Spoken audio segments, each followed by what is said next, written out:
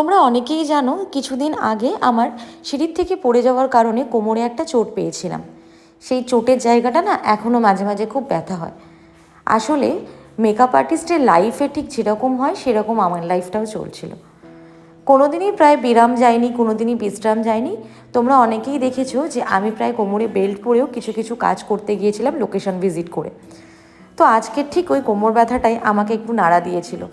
তাই কিছুক্ষণ একটু বসে ঘুম থেকে উঠে তারপরে নিজেদের সকালে যেটুকু কাজ থাকে সেটাই করছিলাম। নিজের বেডরুমটা একটু সুন্দর করে ঠিকঠাক করে নিয়ে তারপরে বাদবাকি কাজগুলো করতে আমি চলে যাই। তো একটু বসে থাকার কারণে একটু কোমরটা আমার রিলিফ পেয়েছিল। তারপরে যেটা আমি সচরাচর করি, আমি খালি পেটে কিছুটা জল খেয়ে নিই প্রথমে উঠেই। একদম যদি সকালে উঠে জলটা খাওয়া যায় তোমাদেরও কিন্তু অনেকটা লেভেলের বডি ডিহাইড্রেশন কমে যাবে। তো চেষ্টা করো যে সকালবেলা উঠেই খালি পেটে কিছুটা পরিমাণ জল আগে খেয়ে নেওয়ার। তারপরে আমি আগের দিন রাত্রে একটু অয়েল ম্যাসাজ করে ঘুমিয়েছিলাম এবং এই যে প্যাকটা দেখলে আমাকে লাগাতে, এটা আমি এখন কিছুদিন বাবদ লাগাচ্ছি। এই প্যাকটার রিগার্ডিং যদি তোমরা কেউ জানতে চাও আমাকে কমেন্টে জানিও, আমি অবশ্যই জানাবো যে এটা কী কী দিয়ে থাকে বা আমি কোথা থেকে নিয়েছি। তো এই প্যাকটা আমি এখন লাগাচ্ছি, আমার প্রচণ্ড হেয়ার ফল হচ্ছে। তোমরা জানোই এই মনসুন সিজনে প্রচুর হেয়ার ফল হয়, তার সাথে আমার খুব ড্যান্ড্রফেরও সমস্যা হয়েছে। তো এই প্যাকটা লাগিয়ে দেখলাম যে কিছুটা আমার কন্ট্রোল হয়েছে হেয়ার ফলটা। তো যাই হোক, তারপরেই আমি চলে যাই রান্নাঘরে।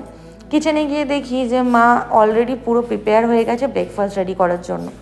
তো আমি সেখানে গিয়ে আমার যেটা সকালের প্রথম খাবার সেটা হচ্ছে জিরের জল আর আমন্ড। তো এটা আমি প্রতিদিন সকালেই খেয়ে থাকি, তো সেটাই আমি প্রিপেয়ার করছিলাম। তোমরাও কিন্তু ডিটক্স ওয়াটার হিসাবে এটাকে নিতে পারো, খুব ভালো কিন্তু ডিটক্স ওয়াটার এটা। তো তোমরা যারা যারা এত জিনিসপত্র দিয়ে ডিটক্স ওয়াটার করতে পারো না, তারা কিন্তু এই দুটো জিনিস দিয়ে অনায়াসে ডিটক্স ওয়াটার খেতে পারো। আমি কিন্তু শুধু এখানে আগের দিন রাত্রে জিরে ভিজিয়ে রাখা জলটাকে ফুটিয়েছি এক চিলতে দালচিনি দিয়ে, আর কিছুই না, ব্যাস। তো এই যে আমি রেডি করে নিয়েছি আমার খাবার। আর এখানে দেখলাম যে পাপাইও স্নান করে চলে এসছে এবং ওর প্রায় সমস্ত কিছু কমপ্লিট, নারায়ণ সেবা দেওয়া থেকে শুরু করে সব কিছুই ওর হয়ে গিয়েছে। তো এখানে মাই আর কি করছিল যে ও এত তাড়াতাড়ি সব কিছু হয়ে গেছে, আমি এখনও কোনো কিছু কমপ্লিট করে উঠতে পারিনি। তো তারপরে আমিও স্নান করে আসি আর আমার সকালবেলার ব্রেকফাস্টটাই আমি সেরে নিই। তারপরেই চলে যাই রেডি হতে, কারণ আজকে ছিল আমার নেলের ক্লাস। তো শ্যাম্পু করার পরে আমি একটু প্রিপেয়ার হয়ে নিচ্ছিলাম, হেয়ারটাকে একটু শুকিয়ে নিয়ে দেন সেরাম লাগিয়ে তারপরে একটু স্কিন কেয়ার করে নিচ্ছিলাম। তো এরকমভাবেই কিন্তু আমি আমার রেগুলার স্কিন কেয়ার রুটিনটা করে থাকি। তোমরা যদি কেউ আমার স্কিন কেয়ার রিলেটেড ভিডিও চাও তোমরা কিন্তু কমেন্টে জানাতে পারো, আমি অবশ্যই শেয়ার করব। তো আজকের দিনটা নেলের ক্লাসে অনেক কিছু নতুন নতুন স্টুডেন্টদের সাথে শেয়ার করা হয়েছিল। পুরো ক্লাসটা তো তোমাদের সাথে দেখাতে পারলাম না, কিন্তু চেষ্টা করেছি যেগুলো আমরা স্টুডেন্টকে দেখিয়েছি সেগুলো তোমাদের সাথে শেয়ার করা। তোমরা যারা যারা আমাদের এই রিলেটেড ভিডিও দেখতে চাও বা টিউটোরিয়াল ভিডিও, তারা কিন্তু আমার সুস্মিতাস মেকওভারের পেজটা ফলো করতে পারো, যেখানে কিন্তু তোমরা অনেক টিপস অ্যান্ড ট্রিক্স অনেক ডিটেল ভিডিও পেয়ে যাবে। তো এইগুলোই আজকে স্টুডেন্টদেরকে ক্লাস ডেমনস্ট্রেশনে দেখানো হয়েছিল। আমাদের নেলের ব্যাচে কিন্তু এই সমস্ত ধরনের আর্ট দেখানো হয়ে থাকে।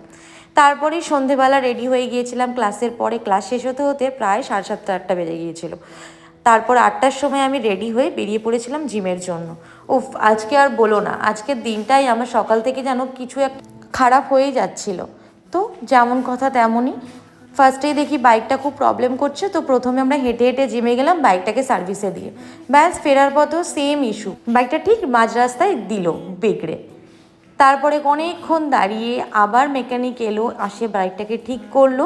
তারপরে আমরা আলটিমেটলি বাড়িতে পৌঁছলাম অনেকটা রাতে। গিয়ে দেখি মা পনির বানিয়েছে। তো পনির আর আম দিয়ে আমি আমার রাত্রের ডিনারটা শেষ করলাম এবং পনিরটা ভীষণ ডিলিশিয়াস হয়েছিল। তারপরেই আমি আমার রাতে স্কিন কেয়ারে চলে যাই। এই স্কিন কেয়ারটা না একটু মেনটেন করাটা দরকার, খুব বেশি কিছু না পারলেও টোনার আর ময়শ্চারাইজারটা কিন্তু অবশ্যই লাগিয়ে শুয়ো।